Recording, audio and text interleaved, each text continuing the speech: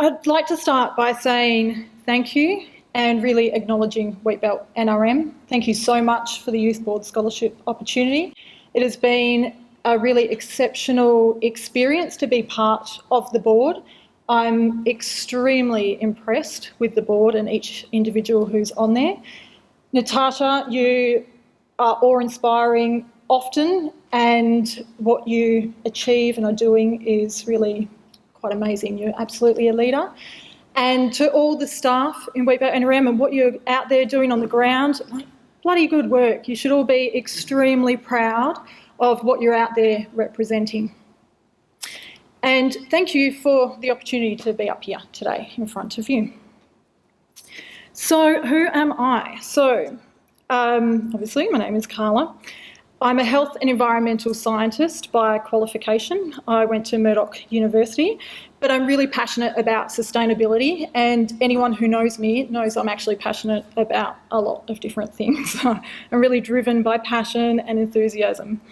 But I also have a really strong focus on community development. So I am constantly striving towards coming up with sustainable solutions for how we can live in better harmony with the earth, but I really have come to the conclusion that it's all about the people. We're the ones who are either out there doing the damage or repair, so I think it's really important to form really strong communities and do a lot of networking as well. So how have I ended up in the Wheatbelt? I've had a little bit of an interesting journey actually. After finishing my university degree, I went up to Darwin and I worked in the oil and gas industry as a professional in the health, safety and environment sector.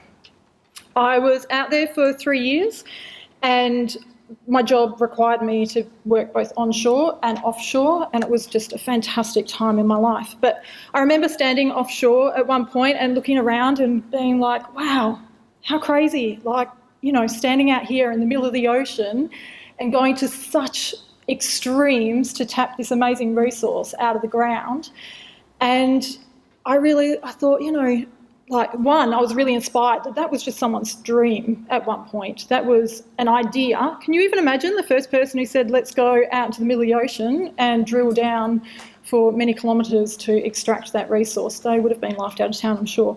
So it was very inspiring to know that anything is possible, but I also thought I really want to get back to my sustainability roots as well. So I resigned from my job and I thought, well, if I'm leaving the oil and gas industry to be more sustainable, what would be a good solution for sustainable transportation? And of course, camels was my solution. I'd always dreamt of going around Australia on horseback and knew that was a really ridiculous idea because there's not enough water. And then I read the book Tracks and I was like, oh, well, I just need to change my animal. And I wanted to travel around Australia with a purpose. So I was 29. I'm quite sure I had a quarter-life crisis. I decided, I wanted to travel, I wanted to have a purpose, and I wanted to be known as something more than paying my mortgage on time. So I rented out my house, I shaved my head, everyone thought I was absolutely nuts, and I chucked my dog in the car and we set off around Australia. So I spent a lot of time in remote Australia and I caught camels from the wild and I worked as a camelier at Alice Springs and Uluru. And then I came back to Perth to build a gypsy wagon with my dad with every intention of going back to Central Australia where I'd left my 2 camels and just got my gun licence to just go and wander around in the desert for a little bit and live the simple life. But it wasn't meant to be. I got back to Perth and my poor dad, it was like, I was like, great, father-daughter bonding experience, and he couldn't think of anything worse. Anyway, eventually we got the wagon built, and during that 6 months, I was given 2 trained camels in Perth, which is quite exceptional, and I met really great people here. And then, of course, I needed somewhere to live with my 2 camels, and that is how I ended up in 2J, living on a friend's property. Once I was there, I thought, right, okay, I better commute and make a little bit of money, and I'd met a local farmer. So I put in my resume with the local shire, the 2J Shire, and within a couple of weeks I was employed as the environmental officer, which was just a fantastic job. And then my love affair with the 2J community really began. During the time of me being the environment officer, I was really I was speaking to a lot of people, and I was environment affects absolutely everyone, but not everyone is interested, and it's so multifaceted. It's not just about going out and replanting trees. It affects us all. So I was really like, right, well, how can I overcome that challenge and introduce schemes that bring people together but can be done in an inspiring, inspirational way, where we can sneakily put environmental initiatives in there and, get people rethinking. So I ended up developing a sustainability plan for the town, which was absolutely not work. It was, 3 o'clock in the morning, I was up working on it. It was absolutely driven by passion. I went out and held 3 community consultation sessions, and I found some really fantastic, interested people who would help me with the project. And we ended up deciding to start with the markets. So over a period of 18 months, it really took that long, we created the 2J Farmers Market. So the idea behind that was to form a space which really benefited everyone and brought people together, and then you have a bit of a captured audience so that you can do education and demonstration and include sustainable initiatives as well. So from the time that we've started, so we created it as a plastic bag-free event, keeping in mind, it's got to be, small steps. However, it's not something that's policed. And we asked all of our stall holders to consider using biodegradable packaging as well, which they have. We got grant funding to introduce a sustainability station to the markets, which is an old wooden horse float with all of our advertising on it, so that when we park it up at other events, or if we use it at other events, we're also advertising. But it's so that we have a wash station and a mug library, so that we're reducing the amount of waste going to landfill, and we also provide free water as well. And it stores all of our stuff in the market, so that was really good as well. And we've also created a space for people to come and get their message out to the general public as well. So we started the 2J Farmers Market in April last year, and yesterday actually, I just chaired the AGM yesterday. We've set it up as a not-for-profit association, and I've just left that project now to focus on other startups. And one of those that is really exciting at the moment is I've recently just started up the Northern Farmers Markets now as well. So we started that's a fortnightly market which has started in September of this year and has all the same sustainable initiatives as the 2J, plus I'm going to introduce a few other things like composting bins as well. So the question of how is my work affecting the community?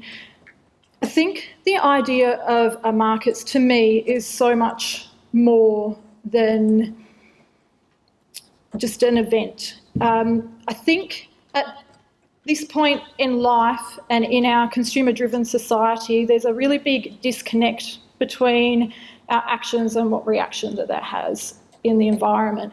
At the moment, there isn't a great interface between the grower and the consumer, and I really wanted to break down those barriers so that the consumers can start asking the growers what they are, what they're interested in, and the farmers also then get a chance, or the growers get a chance to give their side as well. So at the moment, a lot of those conversations just aren't happening purely for the reason that there isn't that direct interface. So I think that that's really important for the future. There's also connecting people back to, like back in the day, we had, Grandma used to be out there making all the preserves. There wasn't even supermarkets. It's hard to even imagine this day and age. But there wasn't all the hidden nasties in our food as well. So to me, it's really important to reintroduce things that are produced produced with love. Artisan is really the theme. So for me, it's all about connection, and it's a space for communities to celebrate as well and to come together. one of the biggest compliments that I ever get, and the thing that is absolutely the most important to me, is that people say they come to the markets to be uplifted because it just has a good feel and a good energy and people walk away feeling better. And I think that that is super important, especially with the amount of depression and illness that's happening in the world today. So, my thing stopped. My phone turned off. I don't know how I'm going for time.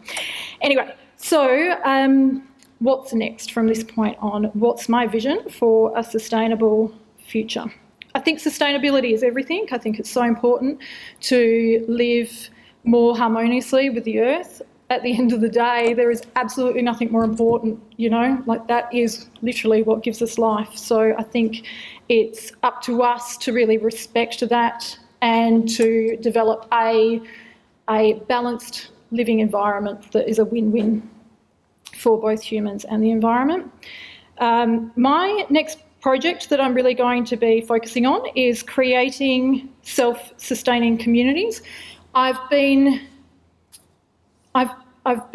focused up until this point on like bringing communities together, and now I'm going to try something a little bit different and actually try and create a new community. I've always loved the idea of living self-sufficiently, where you grow your own veggies, the animals are all happy, but actually in this day and age, I just don't know how practical that is.